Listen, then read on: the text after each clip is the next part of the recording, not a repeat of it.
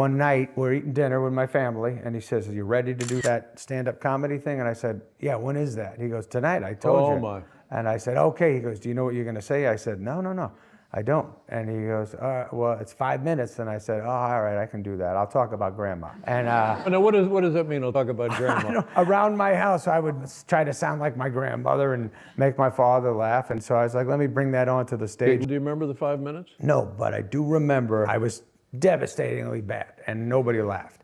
And it was 5 minutes of just silence. And at the very end, I heard a man say, "He's wearing a retainer." And that was it. I didn't do well, and I went home that night. But when I drove home that night with my brother, I was like, "Oh, that was awesome." And he was like, "You like that?" I said, "That was incredible." He goes, "You have to write jokes." I said, yeah, for sure."